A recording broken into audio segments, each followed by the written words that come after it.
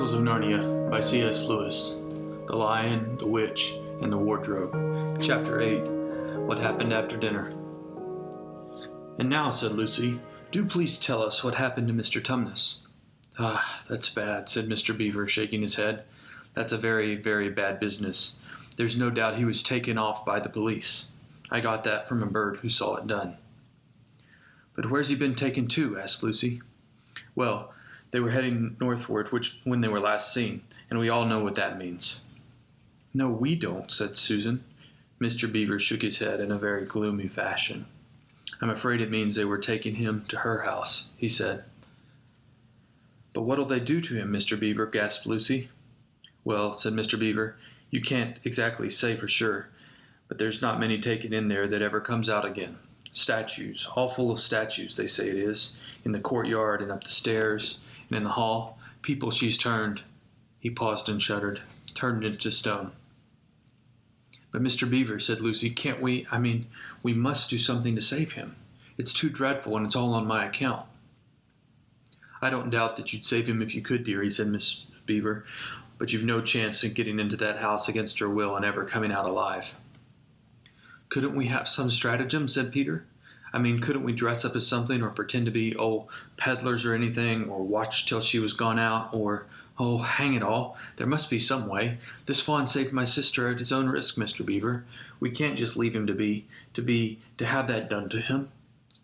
"It's no good, son of Adam," said Mr. Beaver. "It's no good your trying, of all people. But now that Aslan is on the move—" "Oh, yes, tell us about Aslan," said several voices at once. For once again that strange feeling, like the first signs of spring, like good news, had come over them. "Who is Aslan?" asked Susan. "Aslan," said Mr. Beaver. "Why, don't you know? He's the king. He's the lord of the whole wood. And not often here, you understand. Never in my time or in my father's time. But the word has reached us that he has come back. He is in Narnia at this moment. He'll settle the White Queen all right. It is he, not you, who will save Mr. Tumnus." "She won't turn him into stone too?" said Edmund. "Lord love you, son of Adam, what a simple thing to say," answered Mr. Beaver with a great laugh. "Turn him into stone? If she can stand on her 2 feet and look him in the face, it'll be more than most can do, and more than I expect of her. No, he'll put all to rights, as they say in an old rhyme in these parts. Wrong will be right when Aslan comes in sight. At the sound of his roar, sorrows will be no more. When he bares his teeth, winter meets its death, and when he shakes his mane, we shall have spring again. You'll understand when you see him." "But shall we see him?" said Susan. "Why, daughter of Eve, that's why I brought you here for. I'm to lead you where you shall meet him," said Mr. Beaver. Is he a man?" asked Lucy. "Is Aslan a man?" Mr. Beaver said sternly. "Certainly not. I tell you he is the king of the wood, and the son of the great emperor beyond the sea. Don't you know who the king of beasts is? Aslan is a lion, the great lion."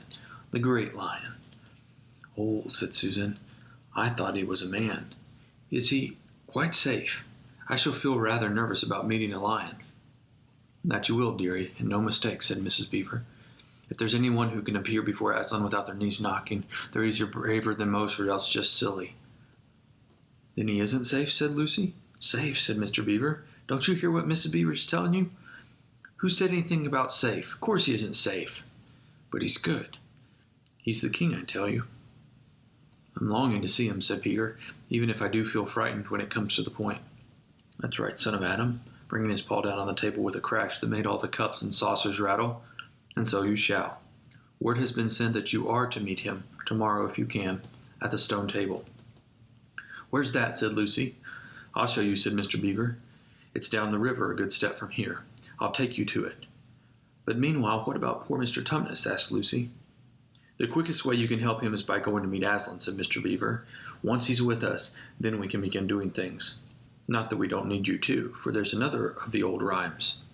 When Adam's flesh and Adam's bone sits at Cair Paravel enthroned, the evil time will be over and done." So things must be drawing near their end. Now he's come and you've come. We've heard of Aslan coming to these parts before, long ago.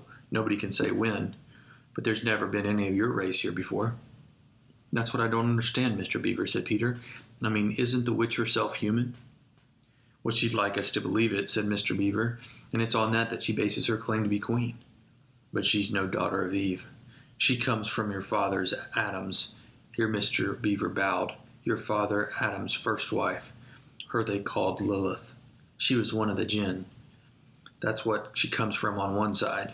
And on the other side comes from the giants. No, there isn't a drop of real human blood in the witch.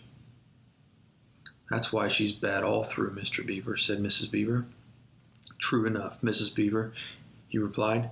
There may be two views about humans, meaning no offense to the present company, but there's no two views about things that look like humans and aren't. I've known good dwarfs, said Mrs. Beaver. So have I, now that you've come to speak of it, said her husband, but precious few, and they were the ones least like men. But in general, take my advice, when you meet anything that's going to be human and isn't yet, or used to be human once and isn't now, or ought to be human and isn't, you keep your eyes on it and feel for your hatchet. And that's why the witch is always on the lookout for any humans in Narnia. She's been watching for you for many years, and if she knew there were still 4 of you, she'd be more dangerous still. But what's that got to do with it, said Peter. Because of another prophecy, said Mr. Beaver. Down at Cair there's a castle on the sea coast down at the mouth of this river, which ought to be the capital of the whole country if all was as it should be. Down at Cair there are 4 thrones, and it's a saying in Narnia time out of mind that when 2 sons of Adam and 2 daughters of Eve sit on those 4 thrones, then it will be the end not only of the White Witch's reign, but of her life.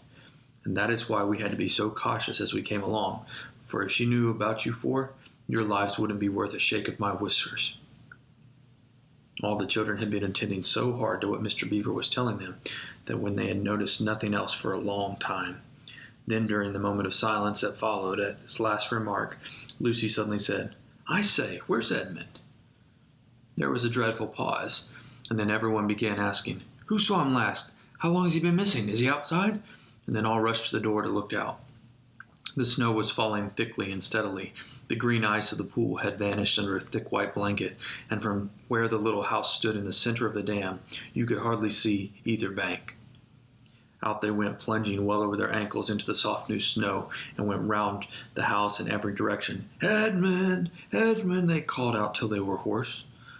But the silently falling snow seemed to muffle their voices, and there was not even an echo in answer. How perfectly dreadful, said Susan as they came back in despair. Oh, how I wish we'd never come. What on earth are we to do, Mr. Beaver, said Peter. Do, said Mr. Beaver, who was already putting on his snow boots. Do, we must be off at once. We haven't a moment to spare. We'd better divide into 4 search parties, said Peter. We'll all go off in different direction. Whoever finds him must come back here at once and... Search parties, son of Adam, said Mr. Beaver. What for? Why, to look for Edmund, of course. There's no point in looking for him, said Mr. Beaver. What do you mean, said Susan. He can't be far away yet, and we've got to find him. What do you mean when you say there's no use looking for him? The reason there's no use looking, said Mr. Beaver, is we all know already where he's gone.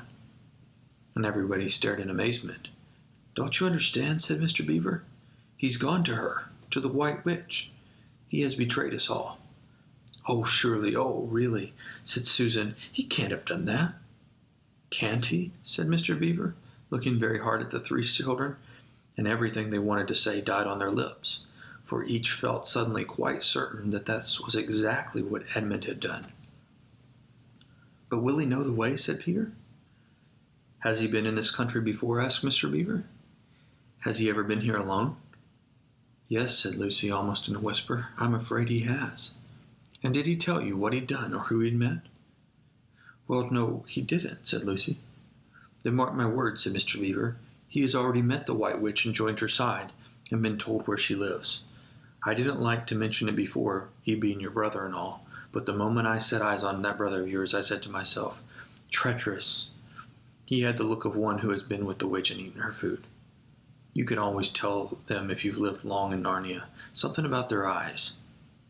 All the same, said Peter, in a rather choking voice, we'll still have to go and look for him. He's our brother, after all, even if he is a little beast.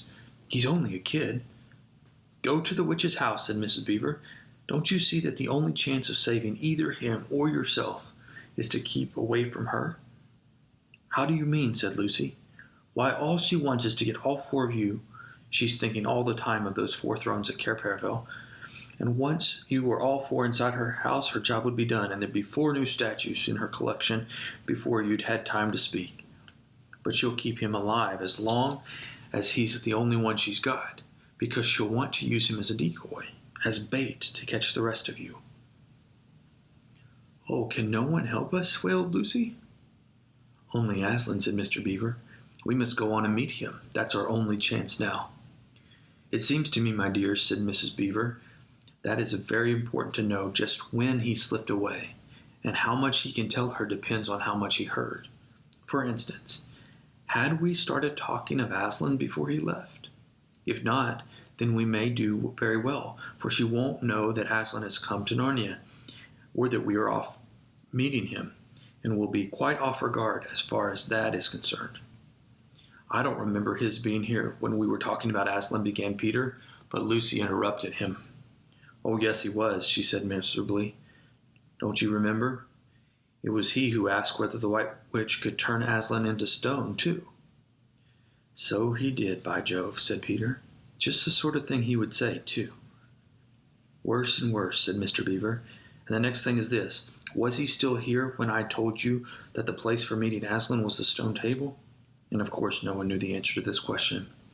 "Because if he was," continued Mr. Beaver, "then she'll simply sledge down in that direction to get between us and the stone table and catch us on our way. In fact, we shall be cut off from Aslan." "But that isn't what she'll do first," said Mrs. Beaver. "Not if I know her. The moment that Edmund tells her we're here, she'll set out to catch us this very night. And if he's been gone for half an hour, she'll be here in another 20 minutes. "You're right, Mrs. Beaver," said her husband. "We must all get away from here. There's not a moment to lose."